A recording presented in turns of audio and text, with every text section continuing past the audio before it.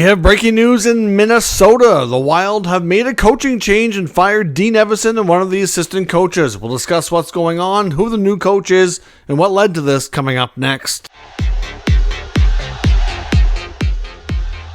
So welcome back to another video here at Top Shelf Hockey. As I mentioned, we have some big news out of the Minnesota Wild organization tonight. Of course, the Wild have been struggling as of late. They have a record of 5-10-4. They've gone 7 consecutive games without getting a victory. A lot of people unhappy, including Bill Guerin, with the performance of his team so far this year, and they've decided to make a coaching change. The Wild in the last hour here have announced that they fired head coach Dean Evason as well as assistant coach Bob Woods. So they've been in place there. Dean Evason took over as the head coach. He's been there for parts of 4 years, has a record of 134, 73, and 27.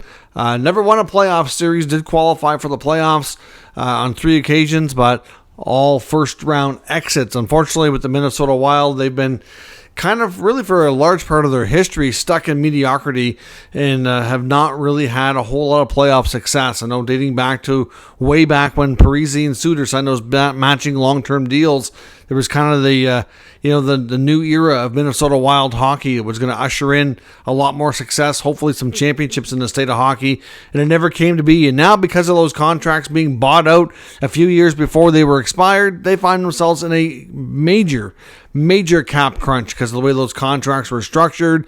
They've got, I think it was like $14 million in dead money. I understand from a culture standpoint, Guerin thought he needed to do that, and perhaps he was right, but it's really handcuffed the team's cap ability.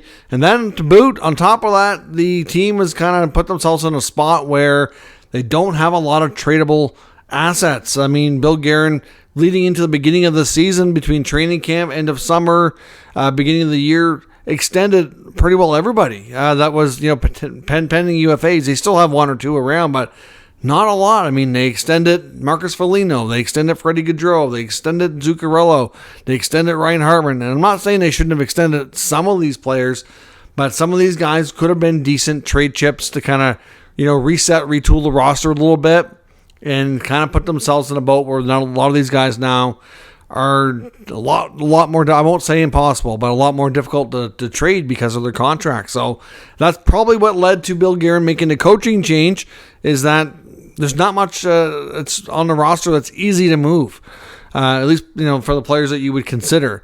So it's a lot easier to change a coach. And to be honest, I think Dean Evason is a fiery guy, comes with a lot of passion, a lot of energy, but also can be wearing, I think, on players over time.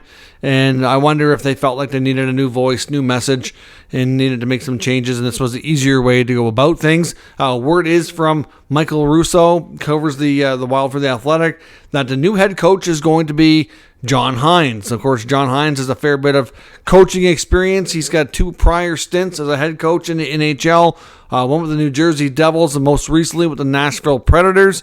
Of course, he was let go, I guess, or I think his contract might have been up, I'm not sure, with the Nashville Predators. But when he parted ways there, of course, he let that go to Andrew Burnett, who was taking over courtesy of Barry Trotz being the new head coach there, or the new GM of the Predators after the retirement of David Poile. So ultimately, Hynes has a fair bit of experience. Again, though, like a lot of coaches, he's got a lot of experience. He's widely respected as being a good coach, but when it comes to his tenure in the NHL, doesn't really have a lot on the resume besides a good amount of wins for sure, but no real playoff success or anything of that nature. But again, like I said, he's got a good resume for the most part, lacking playoff success. Mid-season can be a little more challenging to find, different candidates, but we'll see. I'm not sure on the contract that Hynes has been given, but we'll see what happens here. But obviously, time for change in Minnesota. The record, like I said, is underperforming, 5-10-4. I think a lot of people expected the Dallas Stars, Colorado Avalanche to be at the top of the Central Division, and the number 3 spot seemed to be pretty open, and a lot of people thought Minnesota would be good enough to grab that spot. I don't know if many people were picking Minnesota to have a lot of playoff success, given some of the other powerhouses that they'd run into in the Western Conference, but they certainly should be doing a lot better than this. We've seen a lot of regression from a lot of players. I mean, Philip Gustafson's not having a year like he did last year. Matt Boldy's goal, he can't score now. Kaprizov's numbers are way down. Like, the big boys are just not being the big boys in Minnesota. And we'll see if the changes here, they can get a bump from the new coach and John Hines and get things back on track. So we'll see what happens. Let me know your thoughts on this news out of Minnesota. We'll be back a little bit later with the rest of the news and rumors from around the entire NHL. So if you're new to the channel, make sure you subscribe and stick around so you don't miss anything. Thanks for watching, and I'll catch you next time.